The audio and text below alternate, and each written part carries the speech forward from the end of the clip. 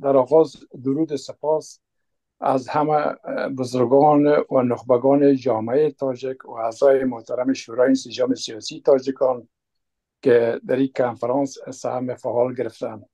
همچنان از حضور جناب محترم شیوای شرق، شخصیت فرهنگی ادبی فعال سیاسی و ژورنالیست موفق کشور که البته دعوت ما را پذیرفتند و حاضر شدند تا عقاید و نظرات خود اینجا بیان بکنند، هم هزار سپاس و تشکری میکنم. ما باید یادآوری نمایم که با تأسیس از فیصله های هیئت اجرایه مبنی بر اینکه باید خطوط فکری و بنیاد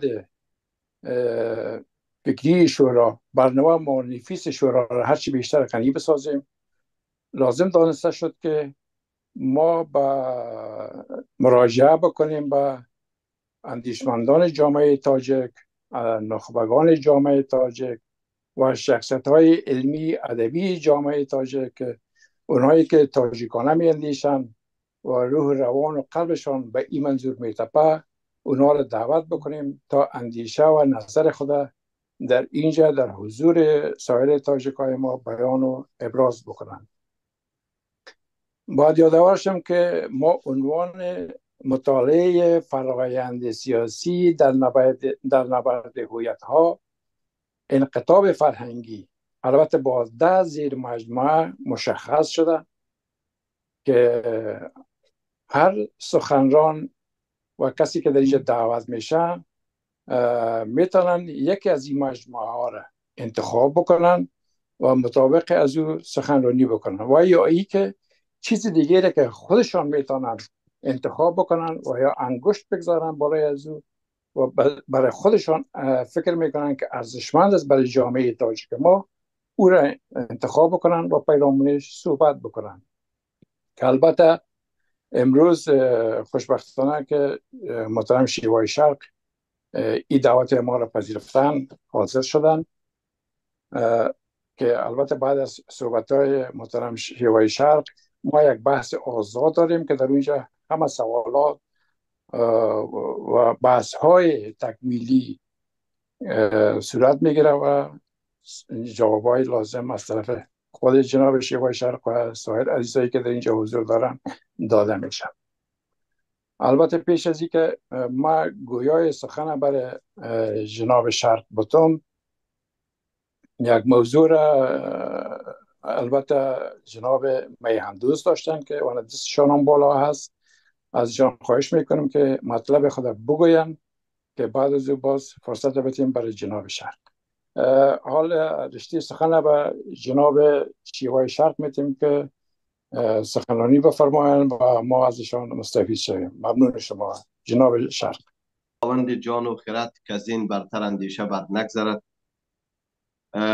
دوست دارم که با این گزینگوی مولانای بلخی نکاتی را آغاز بکنم که این جهان همچون درخت دسته کرم، ما برو چون میوه های نیم خام. سخت گیرد خام ها مر شاخ را، زن که در خامی نشاید کاخ را. چون بپخت و گشت شیرین لبگزان، سوست گیرد آخا را بعد از آن. سخت گیری و خامی تعصب است، تا جنون کار خون آشامی است. سختگیری و تعصب خامی است، تا جنون کار خون آشامی است. پیش از وارد شدن بر بحث جا دارد به عنوان سپاسگزاری از شورای انسجام تاجیکان نکاتی را مطرح بکنم. ممنون هستم از این کوچک نوازی و از دعوت شما، از خستگی ناپذیری ها و تلاش ها و از جهاد اکبری که در راستای احیای هویت تاجیکان و در مسیر اصلاح تاریخ تاجیکان گام برمی‌دارد تمجیدی داشته باشم. ما واقعیت امر این است که از صدایم پیداست که صحتم هم خوب نبود، تازه با تأخیرم به این جلسه رسیدم از یک کاری. جناب بیژنپور صاحب که به ما پیر خیرت ماست، یکی از فرزانگانی همیشه در مبارزه و دادخواهی سرزمینمان، از ما تقاضا کردن اون رابطه مراد و پیر اتفاق افتاد. ما هم نتونستم که صدای از اونها را در زمین بگذارم. البته به دلیل حرمتی که بر همه شما نخبگان و فرزانگان و عزیزان خودم دارم و همچنان تلاشا و خستگی ناپذیری هایی که شما در راستای آرمان مشترک و آرمان راهبردی انجام میتین، با او خاطر جسارت کردم که تا دقایقی در خدمت شما باشم. البته به بنیادی ترین و جدی ترین مسائل تاریخ تاجیکان، هویت تاجیکان، صدای من درست است؟ بله درست است.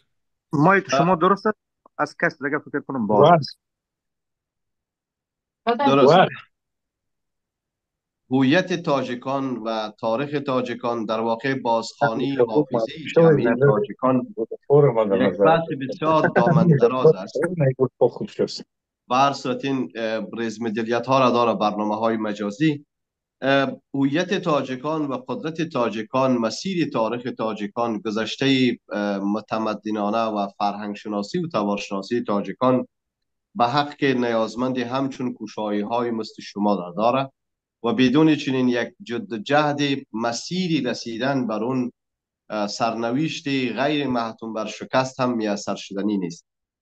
من با سخنان هنری کیسنجر دوست دارم این نکته را آغاز بکنم که او در کتاب خاطراتش در مورد افغانستان یک گزینگویی بسیار جانانه دارد. گاه گاهی مرا به یک تکانه یا به یک پتک فلسفی نسبت بر درون مایه های تاریخی سرزمینی به نام افغانستان و خراسان دیروز میکشاند. لحن بیان هنری کیسنجر این است که افغانستان سرزمینی است که رویاهای شیرین دریاهای این سرزمین و استبداد تاریخی گره خورده است و سیاستمداران این خاک هر روز از طلوع تا غروب آفتاب هزار جامعه عوض میکنند. در واقع در این کانتکست یا در این منظومه یا در این گزینگویه یا در این گفتار آورد یکی از سیاستمدارانی که جایگاهش در عرصه روابط بین‌الملل و دیپلماسی و سیاست‌های راهبردی مشخص است، من فکر میکنم ما یک درون مایه‌ای از تاریخ یا از تاریخ تجربتی افغانستان را میتونیم مورد تحلیل و مورد تحویل قرار بدیم. هرمونوتیک پذیر و تحویل پذیرترین عرصه سیاست به نظر من همین پرسش های بنیادین است که شما به او انگشت گذاشتین. اگر ما به تاریخ یک نگاهی نداشته باشیم، اگر این تاریخ مورد دادگاه قرار نگیرد، اگر در این گفتگوهای بنیادین پرسش های اساسی و محوری در برابر یک تاریخ را مطرح نکنیم، اگر ما نیله ها یا مسئله اعتراض در برابر بیداد و ستم را از دل این تاریخ شناسایی نکنیم و در اون مایه های این متن تاریخ، چه تاریخ مکتوب، چه تاریخ منسوخ و چه تاریخ واقعی یا چه تاریخ دربار را تفکیک نکنیم، راهی به جایی نمیبریم. مسئله انسجام تاجیکان که یک هویت درخشان و الهام بخش و زایا در بستر تمدنی، این حوزه تمدنی بزرگ سیاسی منطقه هست، به نظر من اساسی ترین نکته هست که میشه بدان به سالها و به دهها پیرامونش پژوهش کرد و تحقیق کرد. باور من این است که جریان نسل تاجیک، تبارشناسی تاجیک، جامعه شناسی تاجیک و نگاه بر تاریخ تاجیکان می تواند اگر مبتنی بر اون روش‌های روشمند خرد نقاد باشه، در واقع تاجیکان را به دوران خواهد رساند. هگل یک حرف بسیار معروف داره، میگه که با تاریخ فرایندی هست که انسان را به آگاهی خواهد رساند و این آگاهی از تاریخ انسان را باید به دوران برساند. من باورم این است که بازخوانی گذشته تاجیکان، تاریخ و درخشانی مدنیتشان، جدا از این روی کرده توصیفی و خودی که ما تاجیکان مطرح میکنیم، یگانه راهی هست یا یگانه رهیافتی هست که تاجیکان را به دوران میرساند و این به دوران رسیدن تاجیکان در واقع داد و دهش زیست عادلانه و زیست انسانی و متمدنانه برای همه تبارهای ساکن در یک جغرافیای به نام افغانستان است که 130 سال بیشتر این نام سیاسی در واقع عمر ندارد. از این رو من فکر میکنم که پرداختن بر مسئله هویت تاجیکان، جریانهای سیاسی، نقد تاریخ معاصر، گذشته درخشان را مورد بازخوانی قرار دادن، ما را دقیقاً اون حرف هگل را که دیالکتیک تاریخش مطرح کرده روبرو بر پرسش‌های بنیادین و اساسی می‌سازد که آیا این تاریخ در واقع منوط بر ما هست؟ آیا این تاریخ ترور شده هست یا این تاریخ در مسیر خودش قرار دارد؟ آیا این تاریخ دورانساز است یا نظریه اصطلاحی در تاریخ تاجیکان را دچار منسوخیت یا دچار در واقع فرار از واقعیت‌ها یا سازه‌های خودشان کرده است؟ از این نگاه من فکر میکنم که انتظار ما از اندیشمندان و بزرگانی که در شورای انسجام تاجیکان هستند این است که با بازخوانی و عقلانیت انتقادی تاریخی در واقع آن گره‌ها و زیرمجموعه‌های پنهانی و ناآشکاری را که در بستر تاریخی سیاست و اندیشه تاجیکان قرار دارد این را آفتابی بکند. نکته دیگری که پیش از ورود بر بحث رسمی که برامون عناوین مشخص من نکات را مطرح میکنم باید مطرح کنم این است که ما یک جامعه پسا تفکر یا جامعه پسا تعامل یا جامعه متفکرانه نیستیم. ما یک جامعه نیستیم متاسفانه که یک جریان روشنگری و لیاز تاریخی شکل گرفته باشه و در این جریان روشنگری زمینه‌های برای مسائل کلان اجتماعی ظهور بکنه. ما بر ساخت‌های گوناگونی را که خواسته باشیم در این جامعه و تبیین بگیریم متاسفانه در غیاب قرار دارد. یعنی ما در غیاب چنین یک رویدادهای بزرگ انسانی هستیم. روی سخن من این است که جریان روشنگرانه‌ای که در اروپا اتفاق افتاد از قرن 11 تا قرن 19 که عمر چندین صده و عمر چندین تاریخ و مدنیت هست، شما این را ببینید ایستادگی ها، درخشانی ها، روشنگری ها، نگفتن ها، عقلانیت انتقادی، تفکر نقاد، اعتراض و همه تعامل و سخن از عقلانیتی که اینها مطرح کردن در برابر بسیاری از نابهنجاری های اجتماعی و چالش های بسیار سهمگینی روبرو شدند. از این نگاه من نمیخواهم بگم که مثل اروپاییان یا جامعه باز یا جامعه دستی اول و توسعه یافته در افغانستان هم چنین اتفاقات میافتاد، اما بازخوانی چنین یک سیر حکمت در اروپا و جامعه مدرنیته یا غرب ما را به یک حقیقت وادار میکنه و آن حقیقت این است که ما در غیاب ارزش‌های روشنگری قرار داریم. جامعه‌ای که مردمان آن دینخو هستند، جامعه‌ای که دولت، قدرت و سازواره‌های سیاست در چنین یک جامعه مبانی تئوریک و نظری ندارد، جامعه‌ای که به توسعه سیاسی نرسیده، جامعه‌ای که مفاهیم مهم و بسیار فلسفی و نظری و معرفتی جامعه شناختی در او تبیین پیدا نکرده، بست پیدا نکرده، جامعه‌ای که تفکر و اندیشیدن و پرسشگری و اعتراض در واقع امتناع هست، جامعه‌ای که دینخویی شده و یک نوع سیطره پذیر شده، هیچگونی مسلط دینداری پیش از آگاهی را پذیرفته، در چنین جامعه راه را برای مباحثی مثل روشنگری و خرد نقاد باز کردن طاقت مثل شماها را می‌طلبم. من باورم این است که آنچه که امروز بر ما مستولی است و آنچه که امروز بر ما ستبر است و سرنوشت ما را محکوم بر شکست کرده و دلیلی که سیاستمداران تاجیک تبار، عمدتاً تاجیک تبار و از دیگر تبارهای دیگر پندی از خوانش تاریخ نگرفته‌اند، به نظر من نبود سازه‌های معرفتی است که مطرح کردم. حالا به هر اندیشمندی، برای هر روشنفکری، برای هر سیاستمداری نگاهی به تاریخ، نگاهی بر فلسفه بنیادین ارزش‌های مثل دولت، ملت، عدالت، آزادی، برابری، مبارزه علیه آپارتاید جنسیتی و سیطره ستیزی دینخویی که در واقع امتناعی تفکر شده در یک بستر تاریخی در جامعه ما، برای هر اندیشمندی اگر این موارد بسیار مهم هست، به نظر من با رویکردها و تجربه معرفتی جامعه دیگری که تانستن اصطلاح زدایی بکنن، ما می توانیم روشمندانه و با مبانی نظری و معرفتی راهی را پیریزی بکنیم که این راه در واقع از تجربه و پختگی لازم برخوردار باشه که این سرنوشت مستولی شده کنونی را و این تیرگی را یا این عشق در پستوهای خانه پنهان شده را در واقع آفتابی بکنه. از این رو به عنوان یک دانش آموز حوزه سیاست که من تخصصم ادبیات است و روابط بین الملل، گاهی پیرامون آینده سیاسی تاجیکان قدرت سیاسی، دولت ملت، مسائل هویت و امنیت ملی، منافع ما، فرمانروایی تاجیکان، فرهنگ و مدنیت و گذشته گوشنبیخ این حوزه تمدنی که فکر میکنم با پرسش های بسیار اساسی و محوری در واقع روبرو میشم. این پرسش ها از نقد خودی، از بست عقلانیت انتقادی نسبت به تاریخ، از نآموختن ما از تاریخ و جریان هایی که شکل گرفته و از عدم انسجام و اولویت شناسی و نخستین فهمی بزرگان و جریان های مهم سیاسی تاجیکان هست. روی این نکته با این مقدمه من دوست دارم که نتیجه گیری کنم. اول مقدمه که ما جریان های ملی و آزادی اندیش بومی را که تفکر نقاد و روشنگری را در تاریخ معاصر افغانستان و پیروزی رسانده باشه و سرکوب نشده باشه را متاسفانه که نداریم.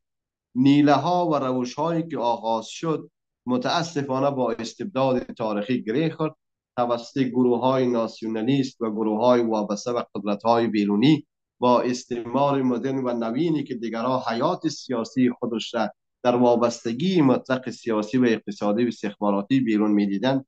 این جریان های آزادی اندیش بومی و ملی که متفکرانه در راه سیاست گام می‌زدند را در واقع سرکوب کردند و این سرکوب در اصطلاح خود ما سرکوبی ابدی بود. یعنی سرکوبی بود که دوباره مثل ققنوس از بستر یک خاکستر بر نخواست.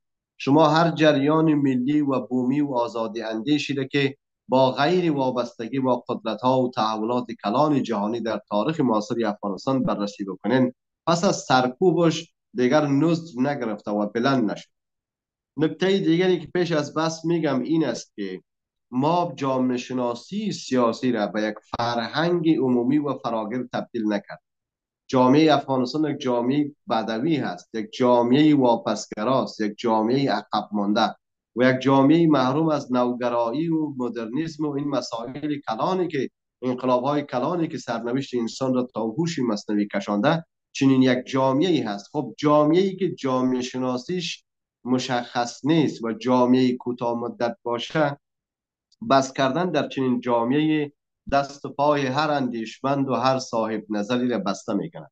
به هر حال من با این مقدمه برای احیای اون آرمان راهبردی انسجام تاجیکان که با بازگشت و با تبیین و با اصلاح نظریه تاریخشان و با ارائه منشور و دیدگاه‌های تازه و نوینشان در واقع می توانند مانند گذشته فرمانرواه باشند و اهل داد و دعوش باشند، روی این عناوین در واقع مباحثی را داشته باشم. اما پیش از او موقعی که فرهنگ تاجیکان و خصوصا حوزه تمدنی را آدمی به بس میگیره، ما در واقع اون یأس فلسفی سارتر را کنار میگذاریم. جستارها، نیله ها، نشانه ها، چشماندازها، آرمان ها و الهام های الهام بخش زیادی در تاریخ ما نهفته است که در واقع می تواند اینها برای ما قوتی باشد برای احیای فرمانروایی ما. کوروش کبیر میگه که شهریاری که نداند شب مردمانش چسان روز می شود، گورکن گمنامی است که بر دفن دانایی خو کرده است. این بلندترین کتیبه سیاسی یک فرمانروا برای حکومت شوندگان است. در هیچ فرهنگی، من زبانی اندک آلمانی و انگلیسی و عربی و روسی بلدم، در هیچ فرهنگی شما چنین یک وجیزه انسانی، چنین یک منشور زایا و درخشان را جستجو کردن نمیتونین. موقعی که شما بر ادبیات سیاسی و به درون مایه های سیاسی تاجیکان و فارسی زبان ها و حوزه تمدنی نگاه میکنین، در هر سطحی از یکی از گنجینه های پنهان نهفته است که ما تنها با بازخوانی از این میتوانیم در واقع فردایی را رقم بزنیم، آینده ای را رقم بزنیم. نمونه های بسیار بارز. شما همین سیاستنامه نظام ملک توسی را بخوانید، راهی برای سیاست کردنتان باز میشه. شما سعدی شیرازی را با اون ابیات شیرینی که ای زبردست زیر دست آزار، گرم تا کی بیماند این بازار، و چی کار آید جهانداری، مردنت به که مردم آزاری، تنها یک وجیزه ای از سعدی را شما در نظر بگیرین، به نظر من راه و منشورتان برای رهایی یا اون امکانی برای داد و دهشت و زیست عادلانه فراهم خواهد شد. به هر حال سپاسگزار هستم بار دیگر از دعوت و کوچک نوازی شما. من در اون جایگاهی نیستم که مباحثی را به صورت تئوریک و معرفتی مطرح بکنم. به عنوان یک دانش آموز، یک انسان کم سواد جامعه افغانستان، روی چرایی پشتون محوری سیاست های غرب در افغانستان، نقش هویت های غیر پشتون و علل پرهیز از دولت سازی و ملت سازی و بعد موفقیت جنبش های مقاومت، البته توأم با نگرش های هم زنان و هم مردان، و چیستی انگیزه ساختارگریزی تاجیکان. بسیار کوتاه میخواهم دیدگاه های خود را با شما هم رسانی بکنم. در کل پیش از آغاز بس بگم که ما با یک مجموعه از آدم هایی که راهبردی فکر بکنن، ما تاجیکان در تاریخ معاصر افغانستان روبرو بوده ایم. سیاستمداران و اندیشمندان ما پرداختن بر فرهنگ و اندیشه را اولویت ندانستند. البته نسل چپ و چپ دموکرات و چپی که برای آرمانهای ملی و میهنی اندیشه میکرد، جدا از این جریانهای ناسیونالیستی دیگر و جریانهای ایدئولوژیک دیگر هست. یعنی من این یک پرانتز ای را باز به خاطر میکنم که ادبیات سیاسی چپ یا جریانهای چپی که برای دموکراسی و عدالت ملی مبارزه میکردند، در واقع یک دستمایه یا یک متن خلق کردند. اما برعکس جریانهای ایدئولوژیک و واپسگرا وابسته بر تحولات منطقه‌ای و جهانی، عمدتاً اخوانیزمی که نسبت به او من اندک اشرافی دارم چون اهل مدرسه هم هستم، اینها به جای ایجاد ادبیات و تفکر خودشان همین گونه به عنوان یک اولویت به قدرت نگاه کردند و راهی برای تولید متن و فکر و اندیشه در واقع مسدود کردند. روششان روش امتناع تفکر بود.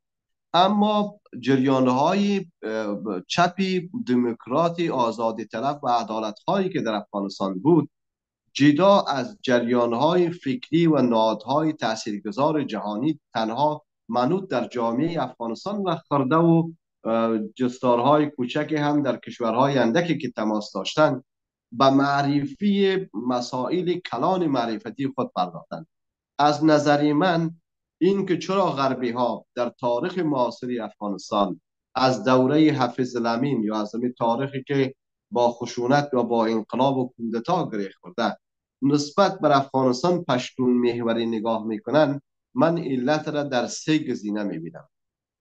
گزینه اول این که قدرت و دستگاه عادلانه سازی منابع کمیاب در افغانستان در اختیار یک قبیله و یک مجموعه از ناسیونالیست های قرار داشت که اینها هم تاریخ را منسوخ میکردند و هم تاریخ فرمایشی تولید میکردند و در راستای تدوین متن برای برهم زدن اذهان دیگران نسبت به افغانستان، اینا کوشایی بسیار زیادی به خرج میدادند.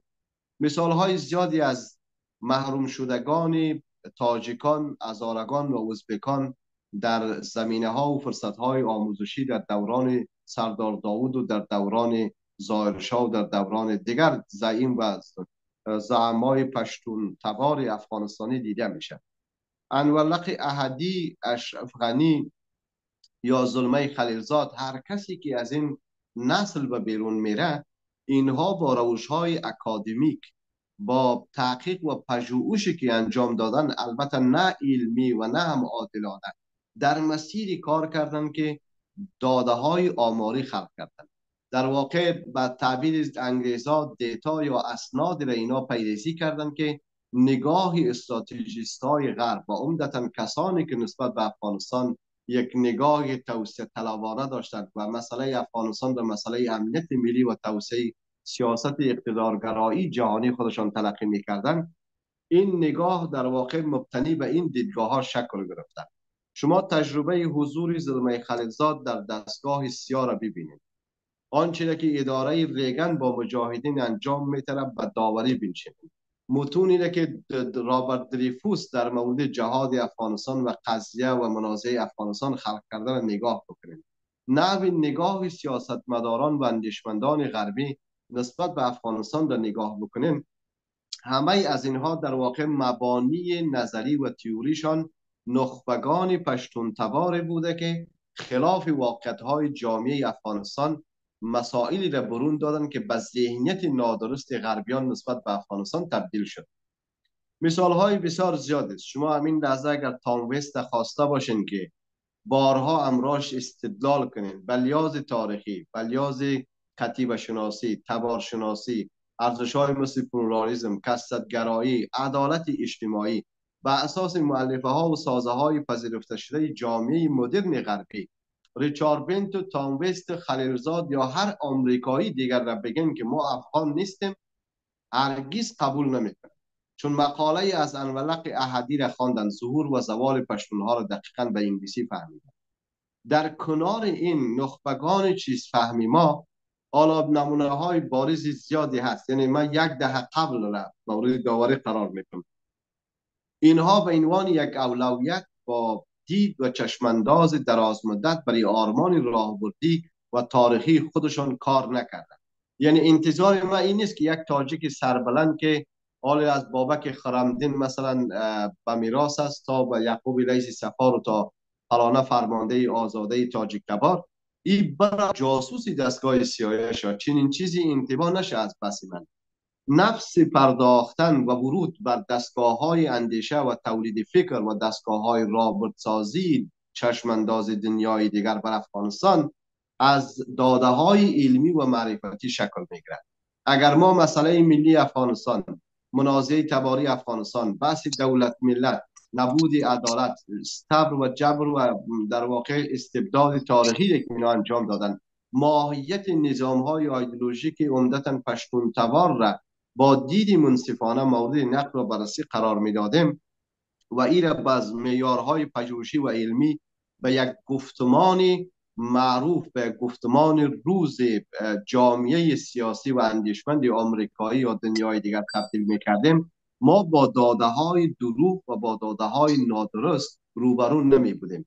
عمدترین نظر به نظر من این است که پشتونها این داده های نادرست مبانی تصمیم گیری سیاست راهبردی یا امنیتی و توسعه طلبانه دستگاه های استخباراتی بیرونی قرار دادند.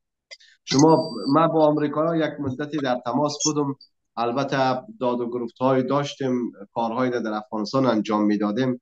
موقعی که شما یک بحث آزادی را با آمریکایان نظر بر واقعیت های ریالیستیک و واقع گرایانه جامعه افغانستان مطرح میکردن، یک نوع طفره میرفتن، فرار از واقعیت میکردن، یعنی نمیخواستن حقیقت رو بپذیرند. و بعد از اینکه باز آمریکا میرسیدن از کتابخانه های شخصیشان برای شما یک ایمیل می نوشتن، میگفتن ما یک مقاله از فلانه کس خواندیم، در اینی مورد است و آنچه که تو گفتی یک افغان هموطن تو هست، در واقع خلاف آن چیزی که تو به عنوان یک حقیقت مطرح کرد.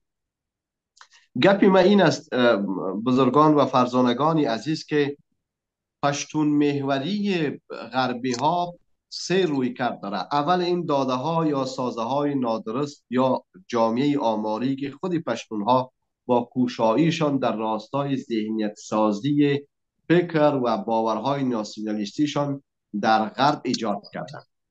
دلیل دوم این است که گذشته تاریخی افغانان یا پشتون ها، البته با صراحت من این را مطرح میکنم، حالا در بحث علمی پیشتر من با بحث مولوی آغاز کردم که سختگیری و تعصب خامی است تا جنین کار خناشامی است. بحث من بحث تبارگرایی یا نیست. گذشته تاریخی افغانان یا پشتون های ساکن در افغانستان و نخبگان سیاسیشان میرسانه که اینها در وابستگی، در مزدور شدن مستعدتر از دیگر تبارهای افغانستان عمل کردند. این عمدترین دلیل است که غربی ها در واقع به کسان و مورهای تکیه میکنند که مطابق بر منافعشان باید راه بروند. شما زلالت و حقارت سیاسی که حامد کرزی کشیده، شما زلالت و حقارت سیاسی که از هم گذشته های دور امیر یعقوب خان تا این امیر شیر علی خانش در نظر بگیریم، تا این امیر عبدالرحمن خانش و تا هر خان و امیر دیگری که در تاریخ اتفاق افتاده، شما این تجربه ها را ببینین، اینها کلگیش یک تحلیل و یک نظریه میشه برای غربی ها که اونها در گزینش اربابان مورد پسند خودشان مبتنی بر یک تجربه تاریخی تصمیم بگیرند. گذشته تاریخی تاجیکان چنین چیزی نیست، از ازبکان چنین چیزی نیست، از هزارگان چنین چیزی نیست.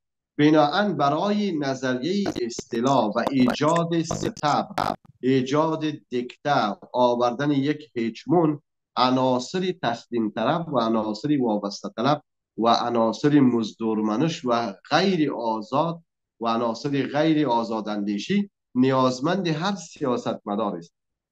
در این کانتکست یا در این محتوا به نظر من غربی ها که عمدتا در سیاست های عملی و در اون لیبرالیسم تهاجمی که عمدتا از دوره جورج بوش جوان شروع میشه تا این دوره بایدن ادامه داره، اینها اولویتشان گزینش موره است که آزادمنشی نداشته باشه.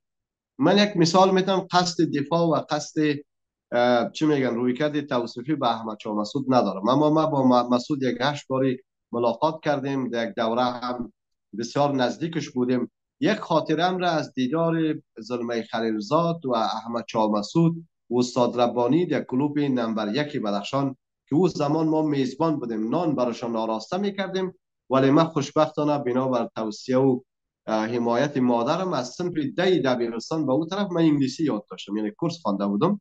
ما به عنوان یک کسی که ترجمه بلد بودم در این کلوب رفت آمد داشتم دوران صنف 10 مکتب. در این خاطره خلیلزاد به دیدار احمد شاه مسعود آمد و یادم هست که زیر یک چتر که لب دریای کوچک گذاشته شده بود، استاد ربانی، احمد شاه مسعود و خلیلزاد با هم گفتگو میکرد. نتیجه گفتگو بسیار دراز شد. موقعی که من میوه بدخشانی میبردم به سر میز، از لحن احمد شاه مسعود بسیار قهر شنیدم که من یک بیگانه را بدر کردم، بیگانه دیگر را تحمل کرده نمیتونم که در خاک بیام. حالا که ما آمدیم دانشگاه و یک دور مامور بودیم و یک فرصتی هم دادهای خیابانی بودیم و حالا سرنوشت محتوم بر شکست خود را میبینیم که ملا هیبت الله بر سرنوشت است و بر اسکان هست. دقیقا میدانم که احمد شاه مسعود پذیرفتن روابط استراتژیک یا قرارداد استراتژیک با آمریکایی‌ها را رد کرده. شما ببینید بعد از 6 ماه این دیدار احمد شاه مسعود با یک ترفند عجیب و غریب ترور میشه. خب تاجیکان گذشته تاریخیشان نمونه های از این دست است. شما حسنک وزیر را به عنوان یک همتوارتان ببینید. نظر به عهدی که به پسر بزرگ سلطان محمود غزنوی کرده بود، پسر دیگر پیروز میشه، از عهدش نمیگذره تا به پای دار میره و سرش به خلیفه بغداد رایی میکنه. در تاریخ جان کری وزیر خارجه گذشته آمریکا یک کتاب داره به نام گزارشنویسی ماندگار. جان کری، همین شهروند آمریکایی را براتون میگم، کتابش برگردان شده. اولین گزارش ماندگارش در مورد بدار آویز شدن حسنک وزیر هست که توسط بیهقی نوشته شده. یعنی غربی ها این گونه نیستن که پا در هوا بیاین سیاست گذاری بکنن و برنامه خود را تدوین بکنن. غربی ها از تاریخ ما، از مردم شناسی ما، از جامعه شناسی ما، از عقایدمان، از باورهامان، از گذشتهمان، از مبارزاتمان، از سنخیتمان، از ماهیتمان، از تار و پود جامعه ما کاملا باخبر هست. برای هر استراتژیستی، برای هر تدوین کننده راهبردی، شناخت یک جامعه کاملا لازمی و ضروری است. آمریکایان این گونه نیست که در غیاب ارزش‌های جامعه افغانستان سیاستی را پیریزی بکنن که برخلاف منافع و مرامشان باشد. از این رو من فکر میکنم دلیل دوم این مزدورمنشی یا شناخت عمیق آمریکایان از مردم شناسی جامعه سیاسی افغانستان است که بیشتر شما ببینید در دوران جهاد هم دیدارهای زیاد با نخبگان سیاسی افغان تبار صورت میگیرد. کمک‌های زیادی به اینها میآید. شما از نوع روابطشان ببینید. همین کتاب رابرت دریفوس که گذشته تاریخی جهاد افغانستان را بازخوانی میکنه به زبان انگلیسی من خواندم، نه فارسی. همین کتابم که آدم به بررسی بگیره نگاه غربیان را به این میبینه. من این را علت دوم پشتون محوری سیاست های غرب میدانم. بعد دلیل سوم را من به عقل کوچکم این گونه مطرح میکنم که عدم همگرایی تاجیکان، نبود یک طرح واضح برای همبستگی و همگرایی، نبود یک تفکر و یک منشور واقعی که ما را به یک اقدار اجتماعی تبدیل بکنه، دلیل دیگر شده که ما دچار ضعف استراتژیک شویم و غربی ها از اتحاد یا از ذهنیت قبیلوی افغان ها استفاده بکنن و این اولویت بدارن. اگر ما واقعا قوت میشدیم، اگر ازبک و تاجیک و هزاره مبتنی بر یک دید عادلانه، نه اینکه ستیز علیه تبار پشتون، برای ایجاد یک فضای انسانی و زیست عادلانه برای همه تبارهای ساکن در افغانستان. ما واقعا یک روش منظم سیاسی را روی دست می گرفتیم. غربی ها به هر قدرتی و به هر هجمونی تمکین میکنند. نمونه سیاست های ستیزجویانه ایران با آمریکا را ببینید. حتی بایدن آماده است که نتانیاهو را به گونه زیر فشار قرار بده، چون ایران به عنوان یک اقتدار داره تبارز میکنه و قدرت در حال ظهور هست. این دلیل دیگر بوده به نظر من که سیاست غربی ها در افغانستان بیشتر پشتون میاد. ما حالا چی کار باید بکنیم؟ اول اینکه ما نیازمند کار فکری و آماری و تحقیقی و پژوهشی هستیم تا ذهنیت شکل گرفته غربیان مبتنی بر داده های نادرست سیاسی و اجتماعی افغانستان را در نهادهای اکادمیک غرب تغییر. این از یک مقاله من، از یک نوشته و سخنرانی فلانه دکتر، از فلانه جوانی که بورسیه میگیره پی اچ دی میگیره، از فلانه محققی و از فلانه اندیشمند تاجیک تبار انسانی اندیش آغاز شونده است. اگر ما نتونیم سال حداقل 10 پی اچ دی بگیریم و 10 مقاله معیاری مبتنی بر روش‌های شیکاگویی، مبتنی بر روش‌های دانشگاه‌های معتبر دنیا در مفاهیم کلان و در گفتمان‌های کلان مطرح نکنیم، ما از این بیشتر به زوال بریم و به حقارت میریم. ایران امروزی که مثال میتونم حالا واشنرم، سال 1000 نفر پی اچ دی میگیره از آمریکا. ایرانی که در ستیز با آمریکا هست 1000 پی اچ دی میگیره. این در واقع رقابت علمی و رقابت معرفتی است.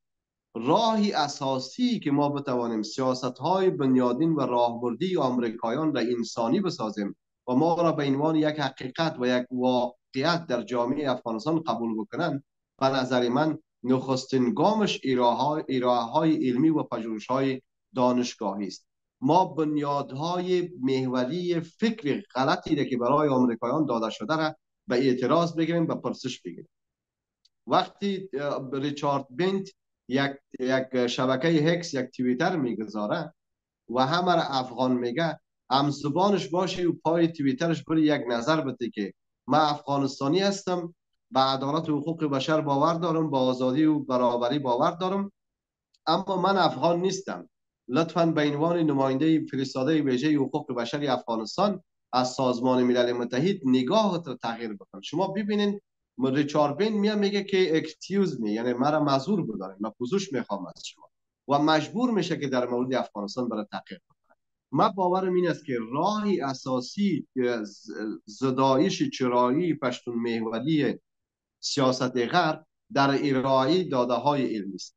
ما باید تحقیق بکنیم، ما باید به کتابخانه ها سر بزنیم، از حافظه جمعی و از متونی که از استفاده بهینه بکنیم تا بتوانیم در واقع نمیخوایم که غرب ما وابسته به غرب باشیم یا غربی ها ما را قبول بکنند.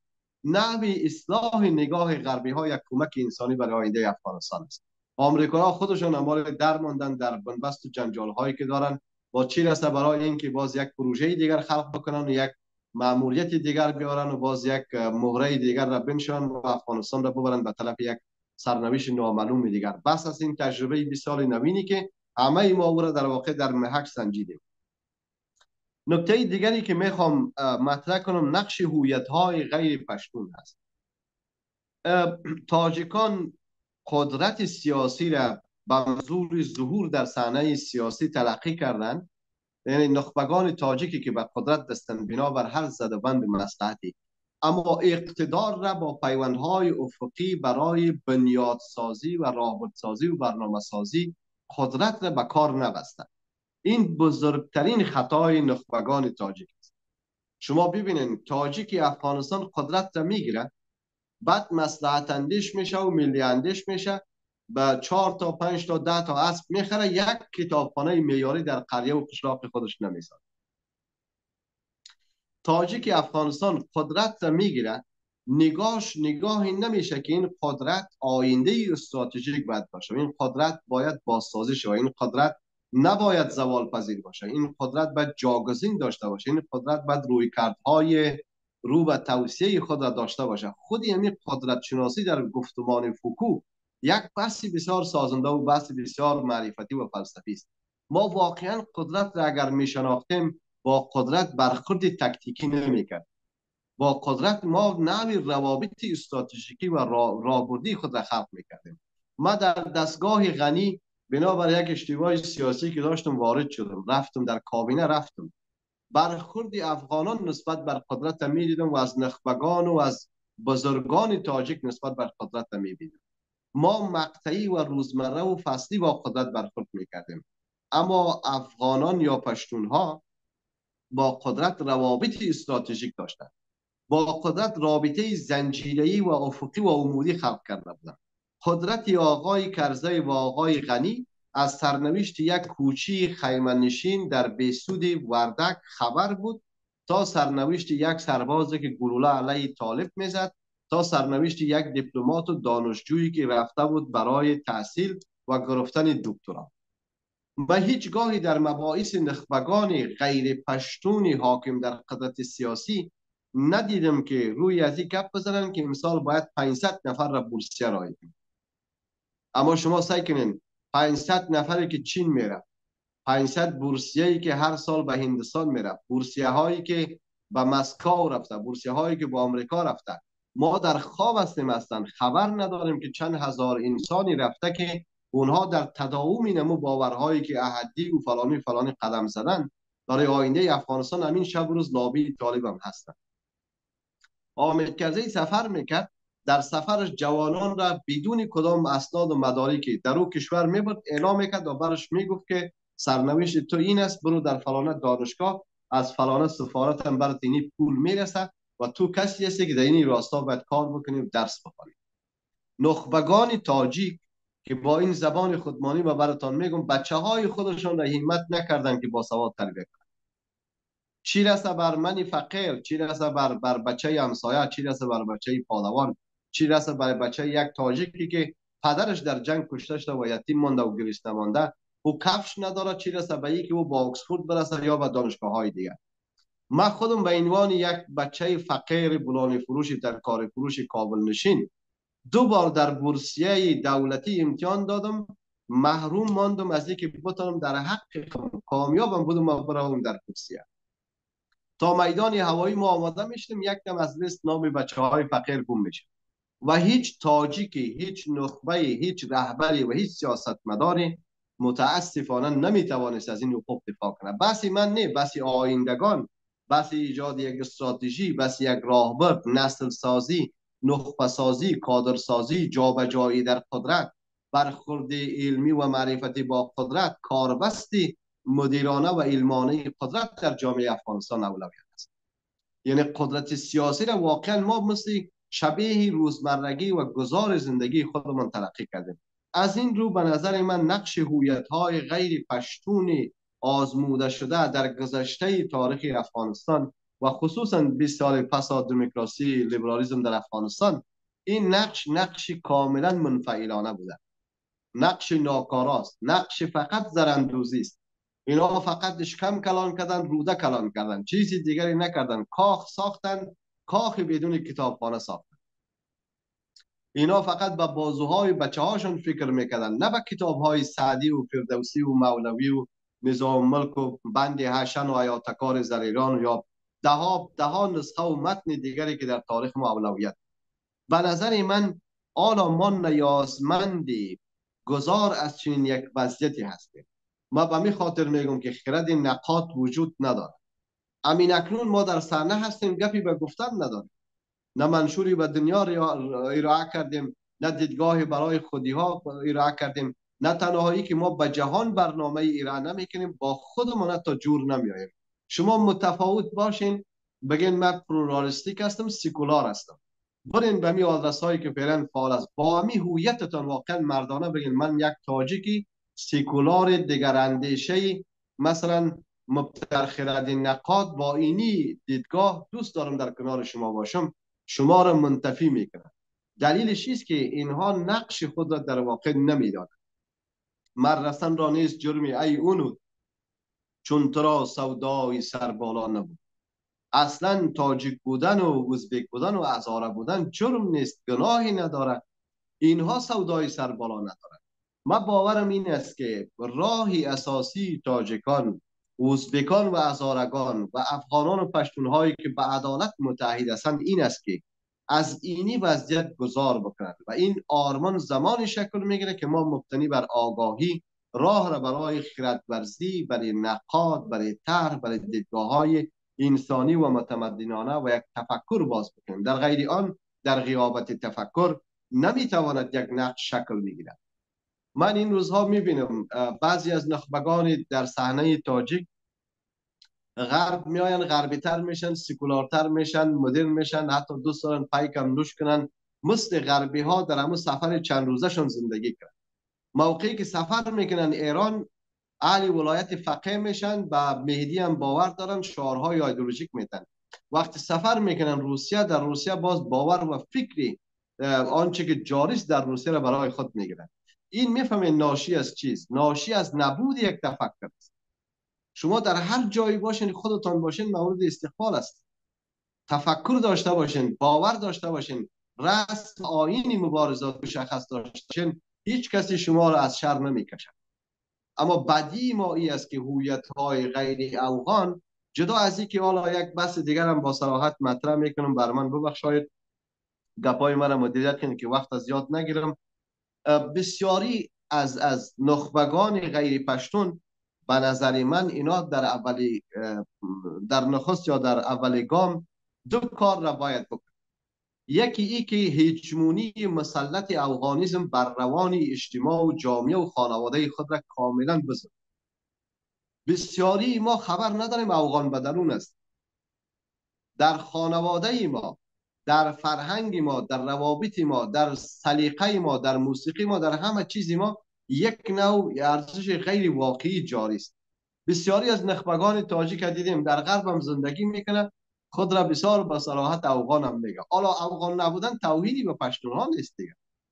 ما باز مدرسه‌ای هم هستم، خدا خودش میگه، اینمی خدا در قرآن با کلام بسیار بلیغ و فصیح خودش میگه که ما شما را قبیله قبیله، طایفه طایفه خلق کردیم که لتعارفو کنیم. اول میگه که یا ایها الناس انا خلقناکم من ذکر و انثى و جعلناکم شعوبا و قبائل لتعارفو. ای مردم، ما شما را از یک زن، از یک مرد آفریدیم و شما را گردانیدیم طایفه و تبار تبار برای اینکه یکدیگر را بشناسین، به حق که مکرمترین یا نکوترین تا نزد پروردگار، پروا پیشترین یا با تقواترین تا است. خب از همین گفته خدا چرا کسی دفاع نمیکنه؟ نخبه تاجیک با 4 تا افغان که روبرو شد، کاملا افغان است که بدل شد. باز چند تا روشفکر تاجیک تبار را دید، یک تاجیک تبار سربدار کاملا تسلیم ناپذیر است. نه، بس ما این است که هویت های غیر پشتون برای خودشان یک آیین مبارزاتی و یک رسم عیاری مثل گذشته خراسان وارد خلق. ما پاس نمک، پاس ناموس طرف، پاس آیین مبارزاتی، اندیشه انسانی، داد و دهش برای امنه و همتبار و غیر تبار خودمان را از فرهنگ مولانا، از فرهنگ فردوسی، از فرهنگ سعدی، از دوش‌های مبارزاتی تاریخی من را باید داشته باشیم. موقعی که این را داشته باشیم دقیقاً در مسیری گام میزنیم که به عنوان آدم‌های با فضیلت با ما برخورد خواهند کرد. این نقش به نظر من اگر با یک دید اصلاح طلبانه و انتقادی زمینه گذار از نخبگان و تیکداران منفعیل تجربه شده گذشته را بازی بکنه، به نظر من بسیار سازنده است. ما با نخبگان پشتون، با نخبگان هزاره، ازبک و تاجیک وارد یک گفتگو شیم. چیز دیگری که من میخوام بگم این است که ما گفتگو نداریم. با چند تا افغان واقعا نشستیم با روش انسانی گفتگو کردیم. با تاجیکان گفتگو کردیم؟ نه. با هزارگان کردیم؟ با ازبکان کردیم؟ نه. مسئله اساسی این است که خانه از پایبست و ایران است. ما اینها را مثل یک چیدمان تخته شطرنج یا مثل چیدمان یک الماری کتاب یا یک موزیم، هر چیز در جای خودش به گونه‌ای پیریزی کنیم که راه را برای این گفتگوها داشته باشیم. برای من بسیار جالب است که ملا هیبت الله با تمام نمو خباثت و تیرگی هاش برای یک پشتون تکنوکرات غرب نشین قابل قبول است، اما یک تاجیک عدالت طلب، انسانی اندیش مبارز و برادر و برابر غیر قابل قبول. میفهمید بزرگترین مصیبت انسان است. اصلا خسوف خرد است. این اندیشمندان جدید مکتب فرانکفورت شما بخوانید خسوف خرد را چگونه اینها تبیین کردند. به نظر من اوج همین بدبختی ما اینمی هست که ما به مرحله رسیدیم که حقیقت را در واقع قربانی غیر حقیقت میکنیم. عدالت طلب غیر تبار خودمان برای ما قابل پذیرش نیست و یک جانی مستبید فاسدی مثلا ایدئولوژی زده دینخوی یک واپسگرا و متحجری هم تبار خودمان برای ما قابل پذیرش است. نتیجه ما این است که در چنین یک جامعه اخلاق نیست، انصاف نیست، عدالت نیست، داد و دهش نیست. با تعبیرهای جورج ایلون هم نمیشه عدالت به مثابه انصاف آدم وارد یک گفتگو شد. چگونه شما میتوانید واقعا هویت‌های غیر پشتونی را با چنین یک وضعیت نابهنجار به مسیری بکشانیم که بتواند چشمانداز مشخصی را خلق کنه. از این رو به نظر من حالا نتیجه گیری میکنم، این دلیل ما بعد کوتاه دیگرهاش گپ میزنم که نقش هویت‌های غیر پشتون به منظور آگاهانیدن پشتونها، تاجیکان، ازبکان و هزارگان و دیگر خرده هویت‌ها باید انسانی، عادلانه، مبتنی بر تفکر و یک روش درست و سالمی باشد که از تاریخ گذشته پند می‌گیرد. یعنی افغانان و تاجیکان و ازبکان و هزارگان خیشتن را سرور یا کارا یا به دوران رسیدگان چین یک تفکری بدانند، نه انگیزه های ابزاری و مقطعی و پروژه‌ای و کوتاه مدت. این نقش واقعا میتونه در افغانستان تحول ایجاد کنه. شما با گرسنگان افغان، با گرسنگان هزاره، با گرسنگان تاجیک و با گرسنگان ازبک و دیگر تبارها به زبان گرسنگان سخن بزنین، جان شما خواهند شد. اما قرار باشه که سیاست نادرست، غیر انسانی و ناعادلانه را شما دامن بزنین، تکرار سرنوشت تاریخ مصری افغانستان است که اتم بر شکست است و ره را به جایی نخواهد برد. یک گپی آخر در همین مورد، با چند تا از هویت‌های غیر پشتون در یک جلسه بودیم و در این جلسه قرار بود که به افغانان اون طرف مرز از هزینه عمومی افغانستان کمک شد. بسیار آدم هایی که شعارهای بسیار گسترده و کلان میدادن هیچ اعتراضی نکردن.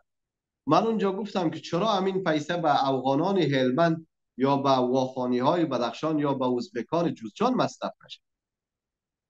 پیش از آن که افغانان حاکم اعتراضی بر من بکنن، تاجیکانی هم زبان و هم فرهنگ خودم بر من گفتن که وقتی مطرح کردن چنین مسائلی نیست. خب هویت‌های غیر پشتون اگر چنین یک هجمون افغان زده درونی داشته باشند، با اینها نمیشه ره را به جای برد. فقط 3 یار دبستانی در تاریخ بخی سرش بلند میشه و تعداد انگشتانتان باشه میتونه تحول خلق کنه. اما 3 تای کاکا و با تعداد انگشتانتان آدم‌های واقعا بروز، آدم‌هایی که هم رسمی عیاری مبارزاتی، آگاهی از تاریخ، اندیشه و تفکر انسانی داشته باشه. شعله فقط از یک جرقم شروع میشه.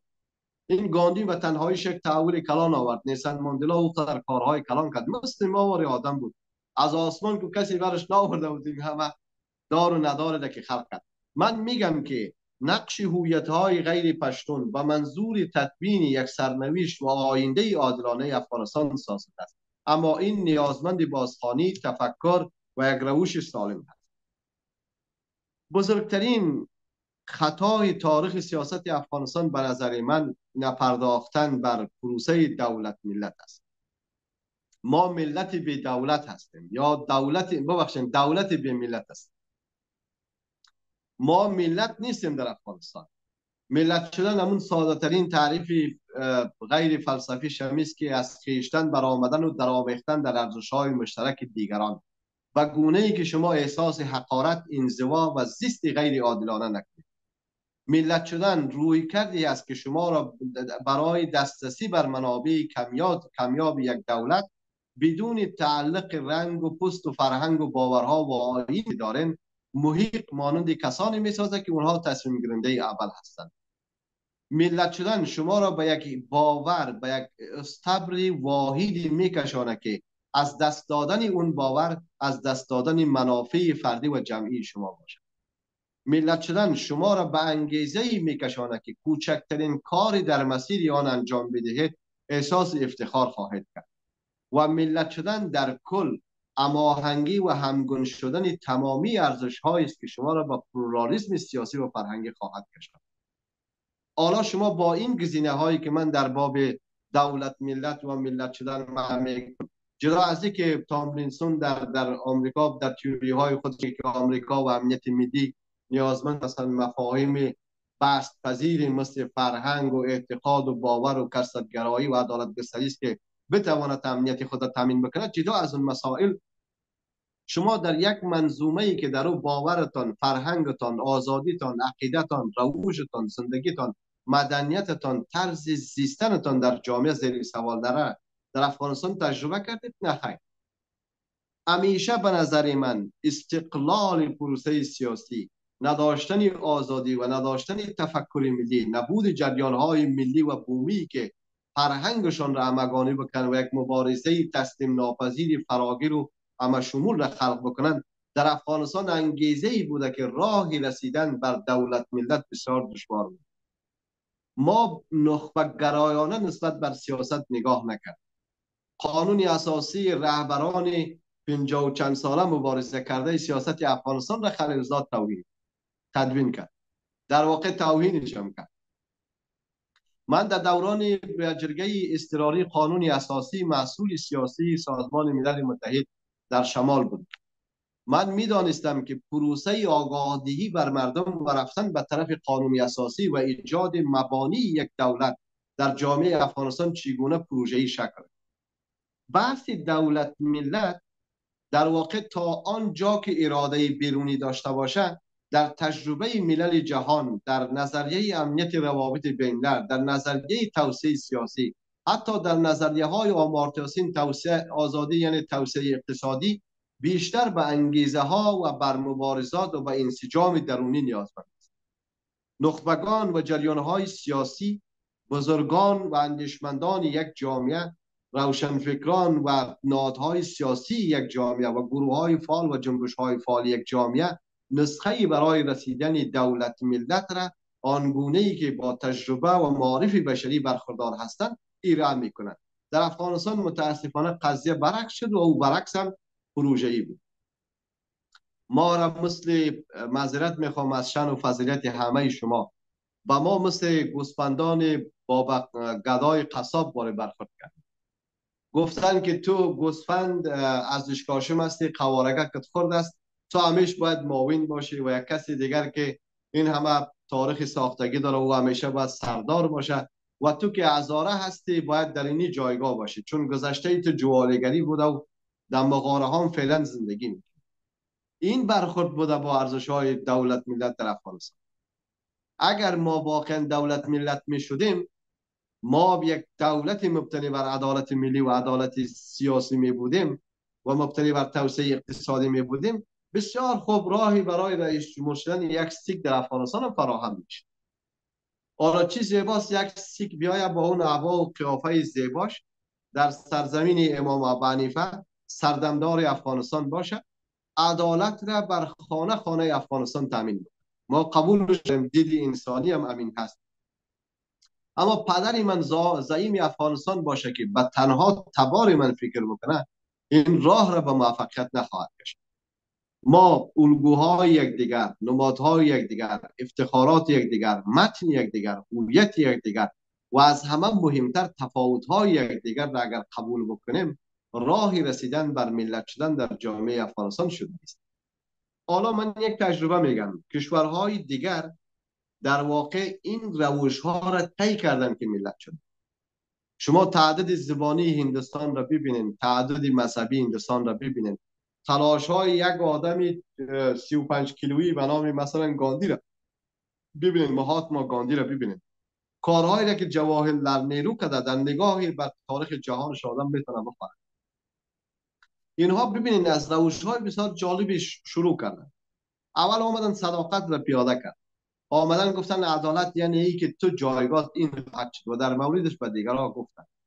و از همه مهمترین را تاکید میکنم که خودشان آنگونه ای که میاندیشیدن زیستن. اگر گاندی میگفت که من مسلمان ها را دوست دارم، با دختران جوانم خواب میکرد، اصلا تحریک جنسی هم نداشت. اگر گاندی میگفت که من مسلمان ها را دوست دارم، جنگ یک هندو و مسلمان را که دیده بود 2 ماه بیشتر نان نخورد. یعنی زیستن در نوع تفکری که آدمی مطرح میکنه به نظر من بسیار مهم است.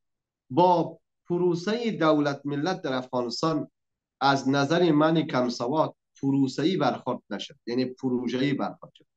نیشن استیت بیلدینگ یک کتاب است، روش های ملت سازی در جهان سوم را که آدمی به بست میگیره. یکی از مبانی اساسی که به نظر من ما را میتواند برای ملت شدن نزدیک بکند، تعیین مبانی علمی و خردی توسعه اقتصادی است. بیسمارک میگن، نخست وزیر سابقه کشور غربی، که میگه بازار مثل حسب دیوانه است، خردش باید عقل در دست بگیره. ما هر زمانی که تانستیم واقعا لگام اسب دیوانه اقتصادی افغانستان را در دست بگیریم و مبتنی بر عدالت اجتماعی زمینه توسعه و رشد متوازن را با دید علمی برابر بکنیم، اون تجربه دینگ شیاوپینگ در چین میشه، راه را برای ملت شدن هموار خواهیم کرد. شما تفاوت مبارزه مائو تسدون تا پیروزی دینگ شیاوپینگ را ببینید، 35 سال میشه. افغانستان تنها 40 سال جنگ کرده، چون رویکردش رویکرد علمی نبوده، با مبانی اساسی ملت و دولت سازی برخوردهای تئوریک و ظریف و معرفتی نشده. ما یک جامعه در غیاب پژوهش، در غیاب علم، در غیاب نقد، در غیاب دانشگاه، در غیاب روشنگری و در غیاب فهم بودیم. دانشگاه را ببینید، ملت سازی غرب این گونه است. حامد کرزی را میاره، بعد اولین بیانیه حامد کرزی در مورد نسل جوان این است که در دانشگاه سیاست نکنه. از اونجا شروع میشه سرنوشت محتوم بر شکست. دانشگاه سیاست نکنه، سیاست مدرسه کنه که ملا هیبت الله کرده، عالی آمده سرنوشت نمیده. به نظر من یک پروسه فرهنگی، تاریخی و اقتصادی است ملت سازی در افغانستان. ما ملت نیستیم. ارزشی که من بهش باور دارم در جنوب افغانستان کسی بهش باور نداره. ارزشی که در جنوب افغانستان باور دارن در شمال افغانستان کسی باور نداره. هر کسی میگه دروغ گفت. ما نمیتوانیم واقعا برادری واقعی را که آن گونه در آیینمان، در سیستمان، در دسترخوانمان، در خانوادهمان مطرح است، در روزگاری چند دهه بعد در افغانستان واقعا شاهد میشه. هر کسی در آستین چند دشنه پنهان داره و چند خنجر. برخی ها را با زبان دین مطرح میکنن، برخی ها با زبان نظامی، برخی ها با دید شاعرانه و برخی ها با دید اقتصادی، یک تعداد هم با دیدهای مزدورمنشی خودشان. هر کسی که میگه ما ملتیم در واقع در حق مردم افغانستان دروغ است. اگر ما ملتیم، در برابر سرنوشت محتوم بر شکست کنونیمان یک انگیزه عمومی میتوانستیم داشته باشیم. هیچ چیزی نیست اون طرف. از عرب آمده بر مسیری گام میزنه، میگه من در اون پرچمی که کریم بلند کرده نیستم. تاجیک میگه که من این را میخوام با این روش. افغان کو یک تعدادش منتظر در اسکاس، یک تعدادش دنبال دروازه های دومی دیگر در غرب است، یک تعدادشون لابی برای طالبان میکنن، یک تعدادشون به خاطر ننگ تاریخی که فردا ملامت نشن در برابر طالبان موضع گرفتن. ازبکان که سرنوشتشون مشخص است. آدم میبینه که آقای عبدالرشید دوستم، مارشال دوستم که فعلا در ترکیه است، اگر از این اید به او اید یک جمله نگه، سرنوشت یک ملت این رقمی منتظر تا به اید دیگر هست. من باورم این است که ما راهی برای دولت ملت سازی در جامعه افغانستان را با ایجاد تفکر و باور و با تبیین تئوری ملت شدن و با استفاده از تجربه ملت های در حال توسعه و کسانی که با دولت ملت شدن می توانیم باز بکنیم. و این فقط یک مبانی از نظر من، جدا از دیگر فاکتورها و سازه هاش. ما باید به یک جامعه سیاسی برسیم.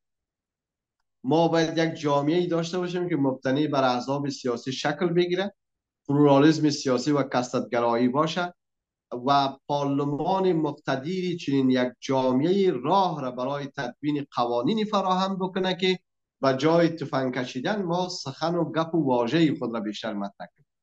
آنجاست که ما می توانیم بر سر سرنوشت مشترک بر مبنای تئوری که حالا لنین نوشته کرد به اون روش حق ملل برای تعیین سرنوشت خویش، ما مبتنی بر دیدگاه های سلوکینی، یعنی که استاد دانشگاه برلین بود و منتقد لنین و منتقد سرمایه‌داری و سوسیالیسم، با او دیدگاه ها در واقع می توانیم که راه را برای تفاهم و مفاهمه اجتماعی خلق کنیم. مقدمش تساهل است، مداراست، بخشایش است، عدل دوستی است، نو دوستی است، فرهنگ خشونت ستیز است، خشونت ستیزی است، دید انسانی و دید مدنی خلق کردن هست و از همه مهمتر آموزش و کار و توسعه اقتصادی.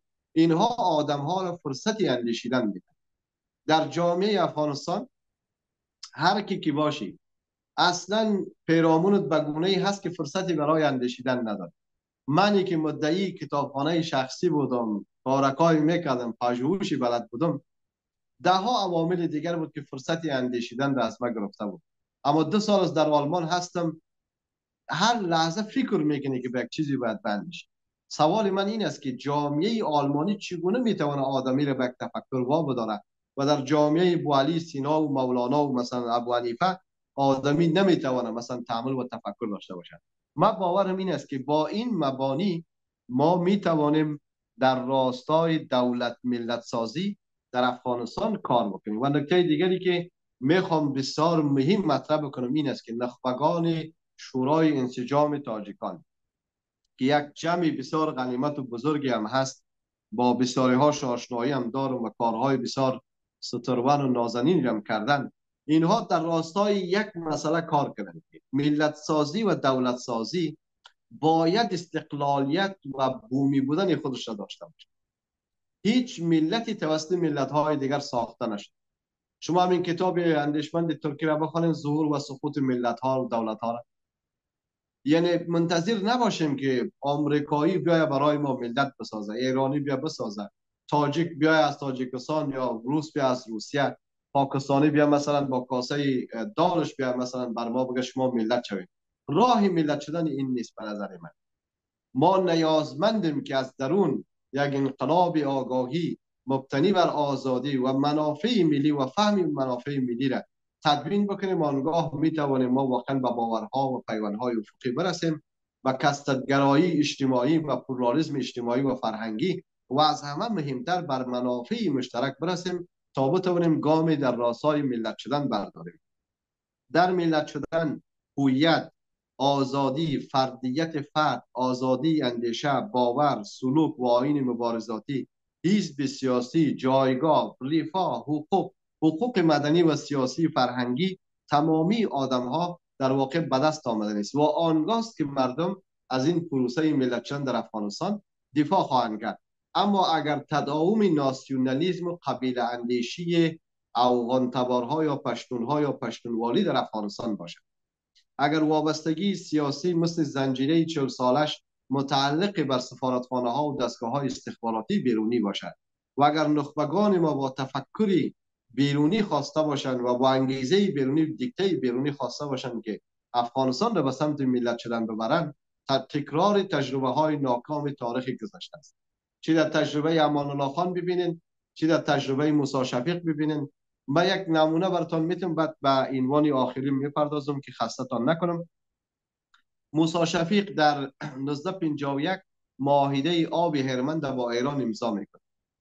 در این معاهده که شما با بررسی بگیرین به لحاظ قوانین بین الملل و بین الدول نسبت به آب، منافع مردم افغانستان نظر به اون وضعیت سیاسی وقتش بسیار مراعات شده و یک گام بوده برای اینکه هر سال تجدید پیدا بکنه و این تعهد در واقع بروز بشه. شما ببینید برخورد خاطرات موسی شفیق ما خواندیم، برخورد ناسیونالیستای پشتون تبار با موسی شفیق ببینید. موسی شفیق از زندانی میکنن، بعد میگن که سری از این قاق کل کنین بدون آب. باز موسی شفیق میگه که من بسیار اذیت میشم و میره کمی آب بزنیم. جلاد طرفش میگه که تو آب به ایران فروختی، آب نیست که سری تو را ما تر کنیم و کل کنیم. هر کسی در تاریخ معاصر افغانستان گام برداشته دچار چنین سرنوشتی شده. غداری ها را که نادری غدار کرده، بیدادی هایی را که عبدالرحمن کرده، سالنگاری هایی را که ظاهر شاه کرده، هاشم خان کاکاش کرده، ترورهای تاریخی که آمدن، مثلا خندق‌ها و کلمنارهای بسیار بزرگ شده، نیرنگ و فتنه و خیانتی را که حامد کرزی کرده، اشرف غنی کرده، هویت زدایی ها و فرار از واقعیت های جامعه افغانستان. گاهی من فکر میکنم اینا حتی یک کتاب جامعه ناصر هم نخواندن. همه از اینها راهی رسیدن برای دولت ملت در افغانستان را به نظر من دشوار کرده. این چگونه دکترایی هست و میگه انسان شناسی خواندم که یک ماشین آورده همه افغان سازی کرده روان است.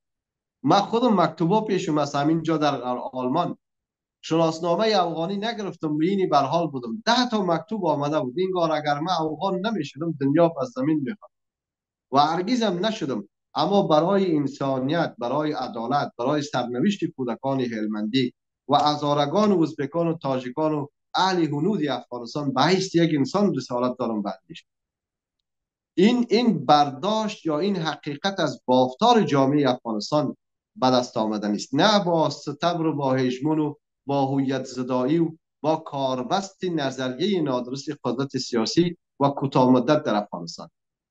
بنابراین نتیجه گیری ما است که ملت سازی و دولت سازی یک پروسه بومی، ملی و مردمی است که برآیند گفتمان به پیروز رسیده جریان ها و نهادها و حلقات روشنگر و روشنفکر و منتقد و اصلاح طلب یک جامعه است. یعنی خرد جمعی یک جامعه با سازواره هایی که خلق میکنن در مکانیزم ها و روش هایی که نخبگانشان را به سمت برساخت کردن یا پدیدار کردن دیدگاهشان منظم میکنن، چنین یک گفتمان شکل میگیره.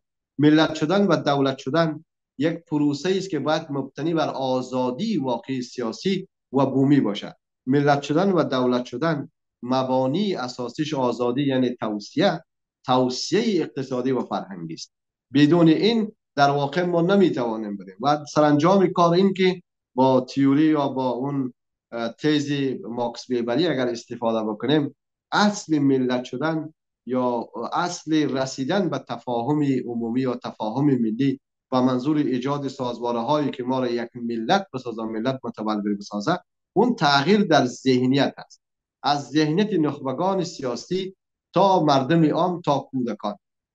ما تا زمانی که دید مشترک، تساهل و مدارا، عدالت و انصاف را به کودکانمان در خانه، در ادبیات داستانیمان، در زیستمان، در خوردنمان، در رفتارمان، در بیرون جامعهمان به یک فرهنگ مبدل نکنیم، ما نمیتوانیم نسلی داشته باشیم موفق برای اینکه ملت شود در افغانستان.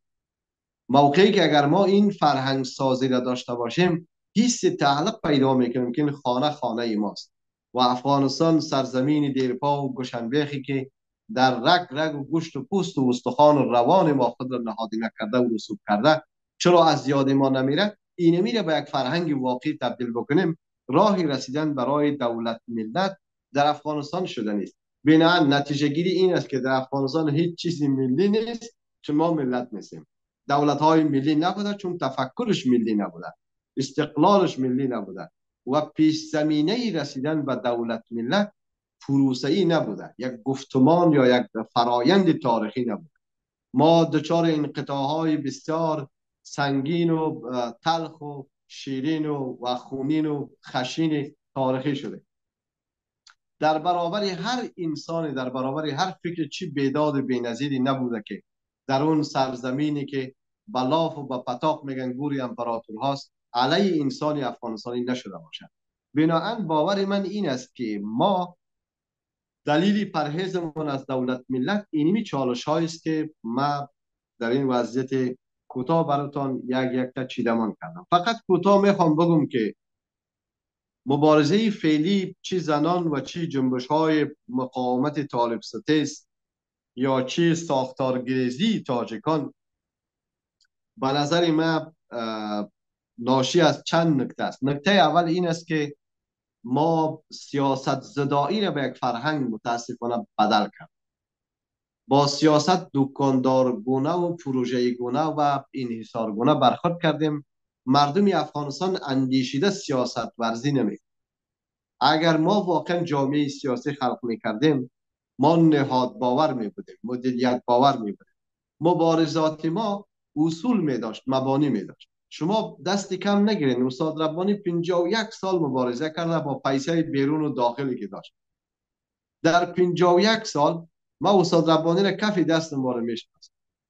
شاهدی برگزاری یک جلسه ای که مبتنی بر تشکیلات و حصول حزبی باشه مثلا نبود. یا جریان های دیگر را شما بگید. جریان چپ براتون میگم، همین روشنفکران مدعی آزادی و دموکراسی را براتون میگم. مثلا حالا نام نمیگیرم، مثلا فکر کنین که قلعه احمد رئیس یک جریان آزادی اندیش و دموکراتیزه است. میبینین که این قلعه احمد 20 سال است که خودش رهبر است. یعنی چی؟ این دروغ است. دروغ یعنی که این دموکراسی را به زنی همسایه و به بچه همسایه میخواد، نه به جان خودش. اگر دموکراسی است، خب هر سال باید برای کنگره، برای انتخابات درون حزبی، رهبری باید جایش به کسی دیگر خالی بکنه، جلسه نقد باشه، انتقاد باشه، کاستیات معرفی کن، خوبیات معرفی بکن، نقد و باور و طرح برنامه معرفی بکن. اون جا میشه که ساختارگرایی. خب میای نکتایی میزنی و بعد میگی که من دموکراسی و عدالت و حقوق بشر میخوام. همچنان زانوزای 17 سال دوست داره که مردم میتونم رهبر بگن. این چی رقم یک جریان است که این جریان نمیتونه یک رهبر دیگر بسازه، بنابراین محتوم بر شکست.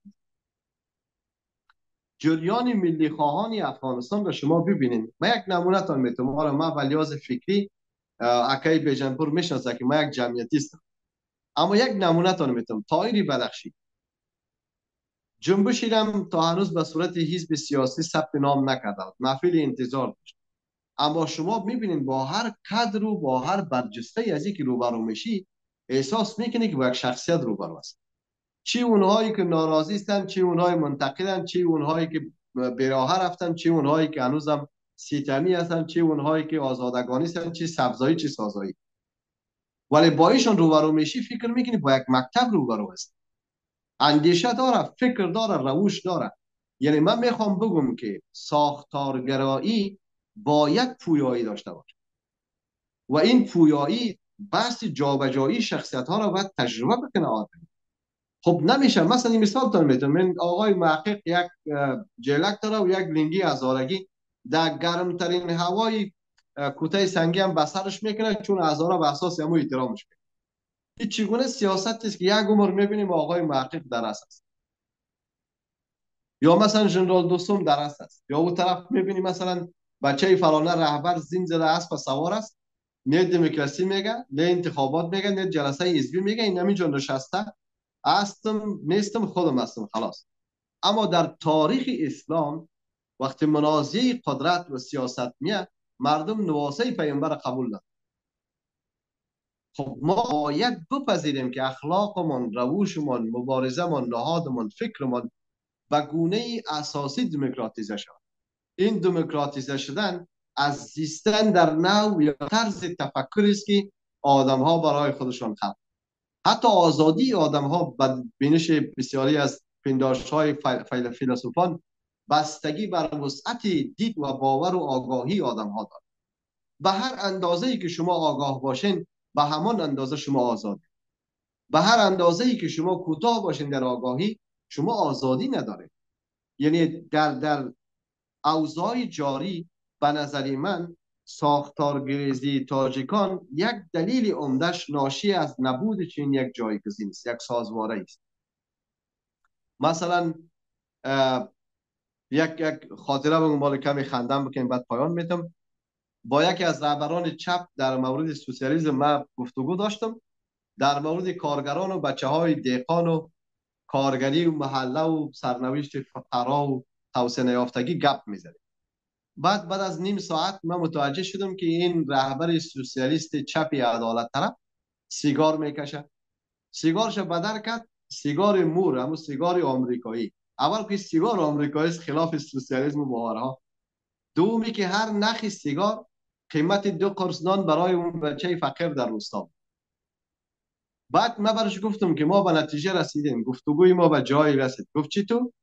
من گفتم خودت نه سوسیالیسم را پیاده میکنی و ما هم نه وضعیت فقیر و روستاییم تغییر میکنه. گفت چی تو؟ گفتم پیسه 2 نانه که وقتی تو دود میکنی، من 2 نانه تا پیدا میکنم که تو دیگه باز دود میکنی. ما میخوام بگم که انگیزه اصلی و اعتماد اصلی از ایجاد یک تفکری که ما را در یک پیوندی افقی برابر بکنه، نه در یک ساختاری. یعنی گپی نیچه میشه، نیچه یک گپی بسیار فیلسوفانه داره، میگه اخلاق بردگان و اخلاق بزرگان. بزرگی که بیاید بیان بکنه و ثابت بکنه که بزرگ نیست، واقعا بزرگ است.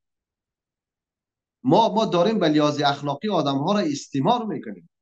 بیاین مثلا در نهاد ما که حال قصد نقد شورای انسجام تاجیکان را ندارم یا آمد استخوان است، بیاین در نهاد ما که ما بیشتر مثلا چاقتر شویم، بیشتر فعالتر شویم، اما در چی مسیری، در کدام آینده ای؟ آیندگان در کجاست؟ یا قصه برای مردگان است؟ اخلاق بردگان و اخلاق بزرگان به نظر من جدی گرفته شود در مسئله چستی انگیزه ساختارگریزی تاجیکان و ازبکان و هزارگان و افغانان. یعنی به نظر من وقتی نگاه ما نگاهی عادلانه باشه، ما مثل ستونها در یک معبد عمل میکنیم.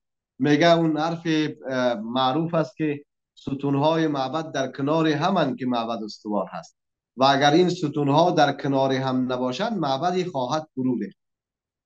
ساختار تاجیکان جدا از تمام کمی و کاسته های دیگرش به نظر من اینی باورها را پالایش بده و اصلاح بکنه و ایجاد بکنه. دلیل دیگرش است که ما عدم نهاد، عدم مدیریت، نبود انضباط، نبود اصول تشکیلاتی، باور مشترک، اخلاق مبارزاتی مشترک، ثبات سیاسی، این بسیار الگوی مهم است. ما بسیار سلی خوردیم. ما خب گفتم که یک اشتباه سیاسی کردم، رفتم با این شدم بنا به جنجالایی که داشتم، اما هزارها سلی خوردم برای این که طرف مرا نمیشناسه، از سخنرانی و عملکرد مرا نه، مرا به بی‌ثباتی سیاسی متهم میکنه و حق هم داره. ما چگونه در نهاد تاجیکان که ساختارگریزی به یک هنجار تبدیل شده، بحث ثبات سیاسی رو واقعا میتوانیم پیاده کنیم؟ آیا رزمندگان، فعالان، فرهنگیان و نخبگان یک نهادی که من در آن عضو هستم واقعا دید انسانی و نجیبانه، شریفانه و عادلانه نسبت به سرنوشت من و خودشان و دیگران به صورت عادلانه دارند یا؟ این باید در سجایای تکوینی نهاد باید متبلور بشه. به شعار نمیشه. ما همین امال میگم که همه آدم ها را دوست دارم، اما باید در عمل پیاده بکنم که ما واقعا میتوانم چنین سجایایی را در رفتارم تکوین بکنم یا نه. مثال های زیادی شنیدیم که مبارزین زیادی در چکامه ها و در زندان و در جلادخانه های افزلمین چگونه رز میدن. به خدای قسم که یک قطره خون نمونا کافی است که ما به سرنوشت خودمان تکان بخوریم، تصمیم بگیریم. چگونه یک سرزمین است که آدمی را به بار میره، زیر چکمه جلاد جان میته، خونش میریزه، کشته میشه، جانش بزرگترین نعمتش از دست میته، اما نامی هم رزم و هم زندانی و مبارزه خودش افشا نمیکنه. این چنین چیزی وجود داره. به نظر من اینها را ما به یک ساختار یا یک نمودار فعال و پویا تبدیل بکنیم. در یک کلام آنچه که امروز اتفاق افتاده، چه در بستر زنان معترض، چه در بستر مبارزان علیه طالب، به نظر من هنوز یک واکنش بدون برنامه است. هدفم نادیده گرفتن خونهای مبارک و عزیز و گرامی نیست که در برابر بیداد ایستادند. اون قصه ابو سعید ابوالخیر میشه. ابو سعید روزی آمد در مسجد، در آمد خطبه میخواست بگه و خاموش ماند. در دلش گست که این مردم را ما یک امتحان بکنم که هر جمعه من خطبه میگم، عالمی جمعه خطبه نگم چی میشه. در منبر هم تو قرار نشست و سخنی نگفت. نزدیک به نماز یکی از مقتدیان با بسیار خشم و با بسیار اعتراض بلند صدا زد که ای شیخ، چرا خطبه نمیخوانی؟ ابو سعید گفت که خطبه را تو خواندی، بیاین که نماز بخوانیم. یعنی امی اعتراض در واقع خطبه. من میگم که اعتراض در برابر بیداد، در برابر تروریسم، در برابر قبیله اندیشی، در برابر واپسگرایی و از همه مهمتر که حالا یک اصطلاح جدید از کرمنت استفاده کنم، از کتاب بیشوری. بیشوری مقدسی که بر سرنوشت ما مستولی است. اعتراض در برابر از این بسیار گرامی است، خصوصا به ویژه کسانی که فراز شدن، کوه شدن، هندوکش شدن، در برابر داد جان خود را از دست دادن و ما از سرنوشت فرزندانشون بخبرم هستیم و اینجا مثلا لمیده ایم. اینها بسیار ستوده است. هیچ انسانی با شرف ایره نمیتواند نادیده بگیره. اما با این ویرگل نقطه‌دار، بی برنامگی ها، انحصار طلبی ها، فوزون خواهی ها، کوچک اندیشی ها، بی برنامگی ها، بی تفاوت ناپذیرفتنی ها، دی کوچک و مقطعی محلگرایی ها، اینها بزرگترین آسیب هایی است که اون خونهای ارجمند در واقع کمبه ها میسازد. مبارزه با این روش مبارزه نیست. مبارزه از خودش افق دید داره، اخلاق و سلوک و روش داره.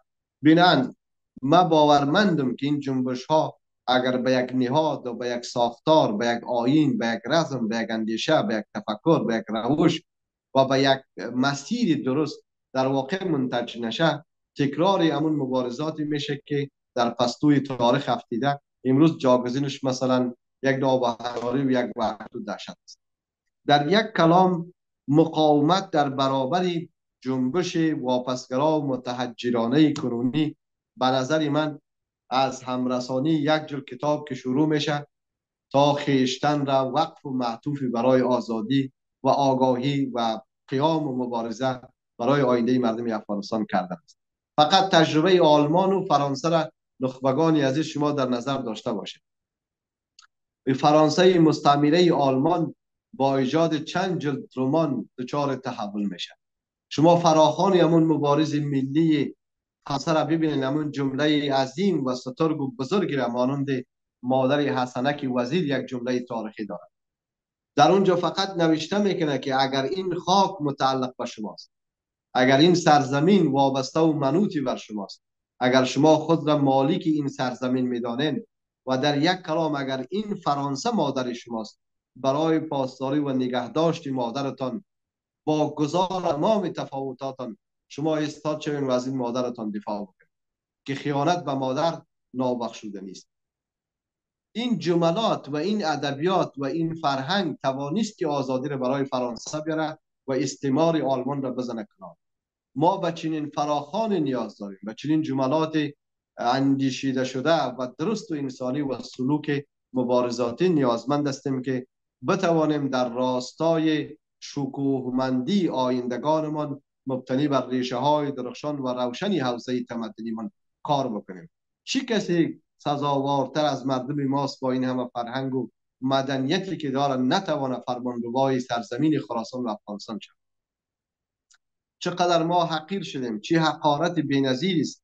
اون بیاننامه وارثان واصف باختری است. در واقع ما آدمی که پشتش دیدیم، آدمی که رویش ندیدیم، نامش هم هیبت الله است، هیچ امرزمانش حتی او را ندیده، آمده از یک پستو ساتول در دست، چماق در دست، با خشم و خون و خاکستر بر سرنوشت تمام اون ارجمندی های تمدن و تاریخ ما پیروزی است.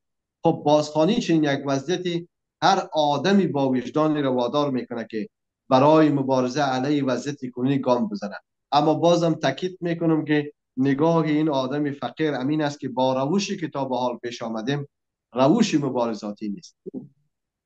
فقط یک نکته پایانی، ما اینگونه نمیتوانیم اکمل امیری یا بصیر اندرابی یا فواد اندرابی را در یک کوه پیاده کنیم و بعد هزاران وحشی و گرگ دیگر بدانند که در این کوه پیاده شده و ما مبارزه میکنیم برای آزادی، بیاین چنین عزیزانی از دست برود. بصیر اندرابی خودش یک منشور بود، اکمل خودش یک منشور بود، یا یاران با وفای دیگرش تا فهیم سالنگی که در کنارش به شهادت رسید و ماندگار شد. یعنی روش مبارزاتی ما نیازمند یک تفکر جدید و یک روش جدید است و بعد ما باید به دنیا، به مردم افغانستان، به نخبگان افغانستان مشخص بکنیم که برای چی مبارزه میکنیم. یک جمعی از برادران ما درگیر ازی هستن که دین در خطر است. خب دین او مولای هیبت الله محکم گفته، تو چرا نگران این وضعیت هستی؟ اگر اندک گپی متفاوتر بیان بکنی، خب مربوط میشه به یک جریان دیگر و حتی تکفیر هم میشه و منزوی میشه. با این روش ها شدنی نیست. باور من این است که فرهنگ ما، تاریخ ما، اندیشه ما، باور ما میتواند راه را برای نهادمندی، مبارزه راهبردی و هدفمند، پویا و سازنده سوق بده و این سوق دهندگی از ریاضت فکری، از تأمل و اندیشیدن و از راه برای روشنگری و بیداری و از کارهای اینچنینی شماست. من سپاسگزار هستم که زیاد حوصله و شکیبایی کردین. با سخن آمدیم، نفهمیدم چند دقیقه را من در واقع تضعیح کردم. آرزو میکنم که سلسله بحث های گفتمان و گفتگوهای سازنده و معرفتی تاریخی و سیاسی شورای انسجام تاجیکان در واقع پتکی بشه برای اینکه ما از خواب سنگین تاریخیمون بیدار باشیم و راهی بشه یا چراغی بشه در برابر این وضعیت سیاهی که شکل گرفته و عشق هم از پستوی خانه ها در واقع بار دیگر طلوع بکنه و ما شاهد توصیه و شاهد شدن و گردیدن در افغانستان باشیم. و پایان سخن من این است که هیچ چیزی ناممکن نیست. فقط ارجاع میکنم اون داستان پیرمرد دریای هرنست همینگوی را آدم بخونه. کوتاه همین که 40 شب و 40 روز پیرمرد میخواست ماهی بگیره، مردمی دیگران او را تحقیر میکردن و هر کسی به او کنایه میزد. سرانجام قلاب ماهیگیریش در یک استخوان بزرگ یک ماهی گیر آمد و بعد قلاب ماند و با بسیار فخر و سربلندی آمد مردمان دیگران که 40 شب و 40 روز برای این مرد تحقیر گفته بودن و کینه گفته بودن، همه گیره خورد و خمیر کرد با چند جمله و رفت گفت بیاین که ماهی بزرگ گرفتم. با مردمان دیگره قلاب را یا کشید، ماهی نبود اما استخوان ریزه یک نهنگ کلان بود و بلند شد بالای یک سنگ یک جمله تاریخی گفت و آن این که آدمی نابود می شود اما شکست نمی خورد. سپاسگزار هستم.